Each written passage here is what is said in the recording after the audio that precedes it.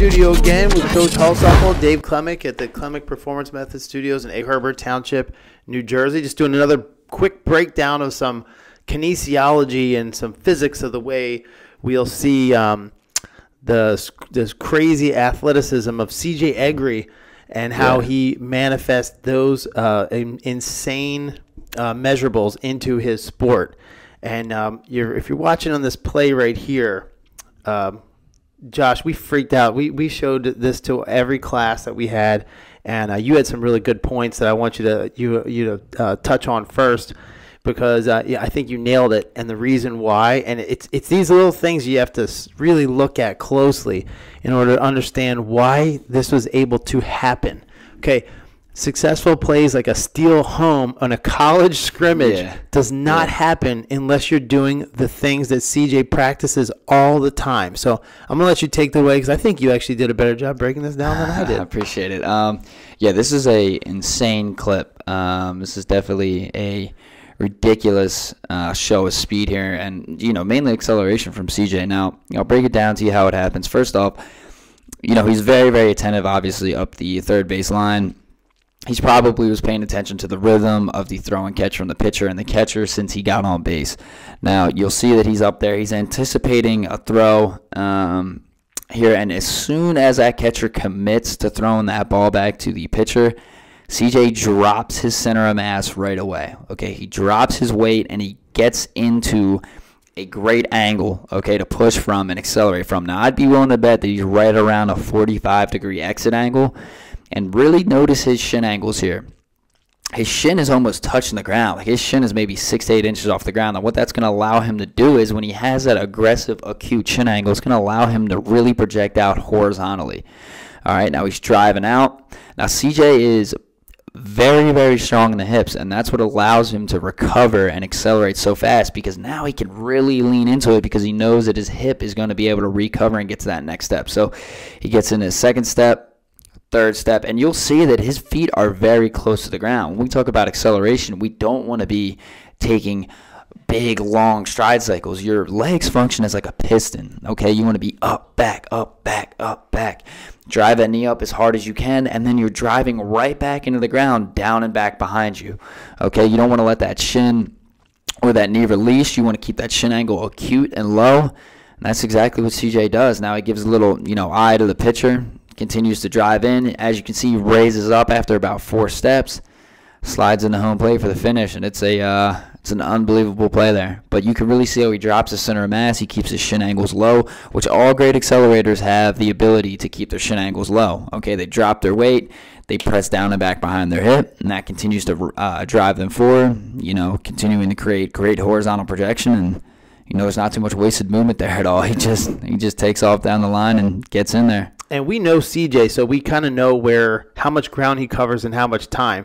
So if you started it right here at the point where he drops, and you'll see him put that first foot in the ground, and you're going to go put a clock next to him and go 1, 2, 3, 4, 5, 6, 7. On his 7 steps, it's about 1.56 right there on his 7 step. We know he crosses the line at about 1.56. So par for the course. That's kind of how he runs. We know that when he gets to 8, 9, 10, 11, then he drops in here. He's touching that plate about at 2.4 seconds. Yeah. Right? Mm-hmm. Which is about what he's running at 20. Yeah. So that is, and just so you know, he's hitting an average miles per hour right here. He's getting over 20 miles per hour. Yeah.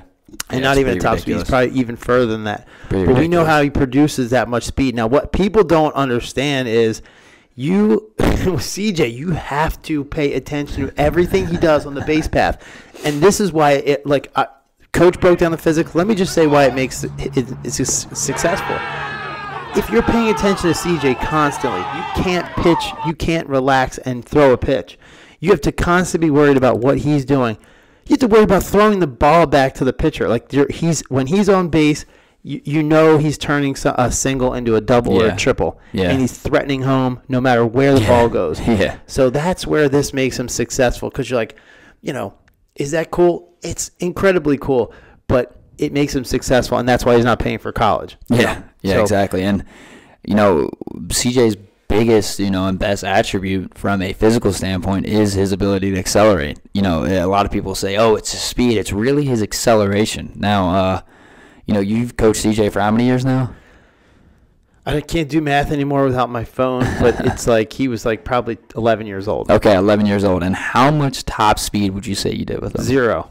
I mean, once in a while we test them or whatever, but I've never done an overspeed lesson with them. Yeah, never done an overspeed. Very rarely do any top speed mechanic drills. Not too often. We just focused on acceleration, strengthening the key muscles like the psoas and a lot of the posterior chain. And CJ's not paying for college and hitting 20+ miles per hour on a sprint down the third baseline because he can accelerate. Yeah, and we said I challenge anybody to say that he's not the fastest player on the bases in the country. I challenge anyone.